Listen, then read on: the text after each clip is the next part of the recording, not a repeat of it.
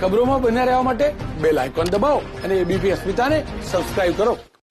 તો ભરતસિંહ સોલંકીના સમર્થકો અને કોંગ્રેસના કાર્યકર્તાઓ માટે સારા સમાચાર.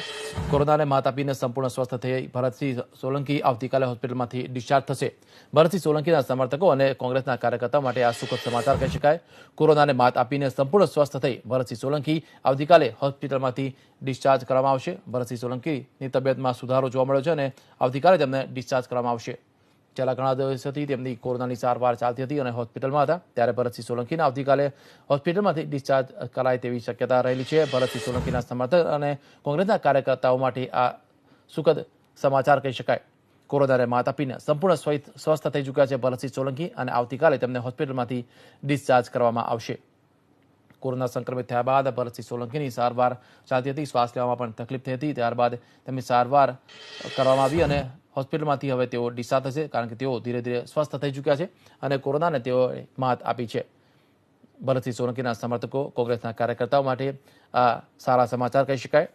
તેમના નેતા હવે સ્વસ્થ થઈ ચૂક્યા છે અને કોરોનાને માત આપી ચૂક્યા છે, ત્યારે તેઓ સંપૂર્ણ સ્વસ્થ થયા બાદ આવતીકાલે તેમને હોસ્પિટલમાંથી ડિસ્ચાર્જ કરવામાં આવશે.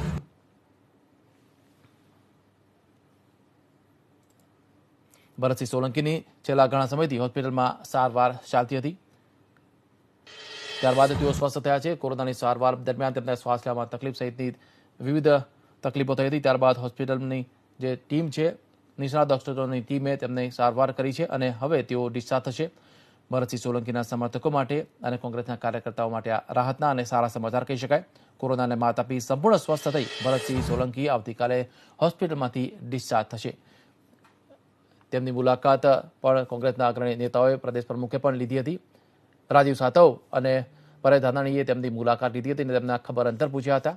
ત્યારબાદ હવે તેઓ આવતીકાલે ડિસ્ચાર્જ થશે અને આવતીકાલે હોસ્પિટલમાં ડિસ્ચાર્જ થતા કાર્યકર્તાઓમાં ખુશી જોવા મળી રહી છે. શરીર તેમનું નબળું પડી ગયું છે, વીકનેસ પણ જોવા મળી છે, પરંતુ હવે તેઓ સંપૂર્ણ સ્વસ્થ છે અને રાજીવ સાતવે અને પ્રદેશ પ્રમુખે પણ તેમની મુલાકાત લીધી હતી. હોસ્પિટલમાં તેમને મળવા ગયા હતા.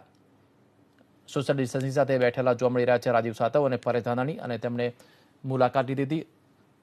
ભરતસિંહ સોલંકીના ભાઈ અમિત ચાવડા પણ તેમની સાથે જોડાયા હતા. અમિત ચાવડા, રાજીવ સાતવ, પરેશ ધાનાણીએ ભરતસિંહ સોલંકીની મુલાકાત લીધી હતી. મનીષ દોશી અમારી સાથે જોડાઈ ગયા છે, કોંગ્રેસના પ્રવક્તા. મનીષભાઈ, ભરતસિંહ સોલંકી આવતીકાલે ડિસ્ચાર્જ થશે, કેટલી ખુશી અને કેટલી તકલીફનો સમય રહ્યો એ સમયગાળો દરમિયાન? કોંગ્રેસ પક્ષના અમારા પૂર્વ અધ્યક્ષ, પૂર્વ કેન્દ્રીય મંત્રી શ્રી ભરતસિંહ સોલંકીને હોસ્પિટલમાંથી લાંબી સંઘર્ષ લડાઈ લડીને યોદ્ધાની જેમ આજ બહાર આવવાના છે, ત્યારે આ એક ખરેખર ખુશી અને આનંદની વાત છે. સમગ્ર કોંગ્રેસ પક્ષમાં તમામ પરિવારજનોમાં એક આનંદની વાત છે, કારણ કે લાંબો સંઘર્ષ કરવો પડ્યો તેમને.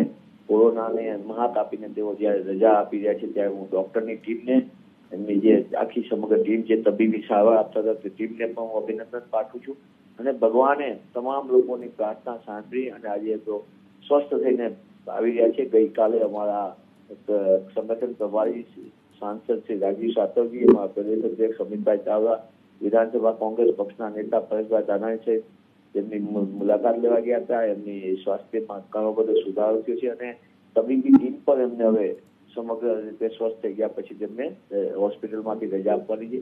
આ સમગ્ર પક્ષ માટે એક આનંદની વાત છે, કારણ કે ભરતસિંહ સોલંકીની કામગીરી કરવાની રીત પણ યોદ્ધા જેવી હતી અને તેમને કોરોનાને પણ માત યોદ્ધાની જેમ આપ્યો છે. આભાર મનીષભાઈ અમારી સાથે જોડા બદલ. તો કોંગ્રેસમાં ખુશીનો માહોલ છે. ગુજરાત કોંગ્રેસના કાર્યકર્તાઓ અને ભરતસિંહ સોલંકીના સમર્થકોમાં ખુશીનો માહોલ છે, કારણ કે ભરતસિંહ સોલંકી આવતીકાલે હોસ્પિટલમાંથી ડિસ્ચાર્જ થશે. કોરોનાને માત આપીને સંપૂર્ણ સ્વસ્થ. અમારા એડિટર પણ અમારી સાથે જોડાઈ ગયા છે, રોનક પટેલ. રોનક, કોંગ્રેસ માટે હવે ચૂંટણી જે રીતે પેટા ચૂંટણી આવી રહી છે, ત્યારે જ ભરતસિંહ સોલંકી હવે ડિસ્ચાર્જ થશે.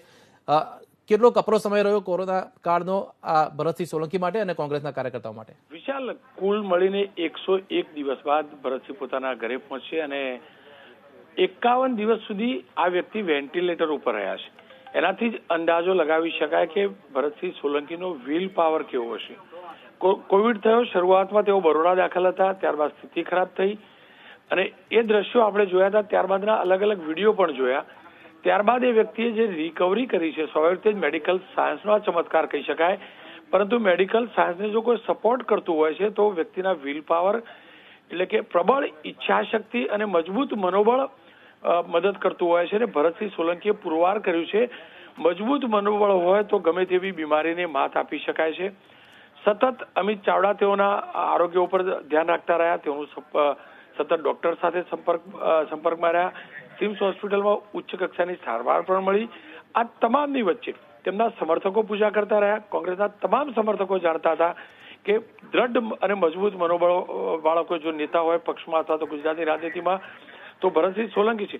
કારણ કે જે પ્રકારના શરૂઆતના દિવસોમાં વિઝ્યુઅલ આવ્યા હતા ચિંતાજનક હતા, પરંતુ ત્યારબાદ સતત તેઓની રિકવરીના આપણે દ્રશ્યો જોયા, ફિઝિયોથેરાપીની ટ્રીટમેન્ટ થતી પણ જોઈ અને હવે સંપૂર્ણ રીતે સ્વસ્થ થઈ ચૂક્યા છે. ગઈકાલે જે રીતે કોંગ્રેસના દિગ્ગજ નેતાઓ મળ્યા, અમિત ચાવડા મળ્યા, પરેશ ધાનાણી મળ્યા, રાજીવ સાતવ મળ્યા અને હવે ખુદ હોસ્પિટલ સિમ્સ દ્વારા એક મેસેજ મોકલવામાં આવ્યો છે કે આવતીકાલે તેઓને ડિસ્ચાર્જ કરવામાં આવશે અને તેઓના ડિસ્ચાર્જના સમયે સિમ્સ તરફથી પ્રેસ કોન્ફરન્સ પણ કરવામાં આવશે.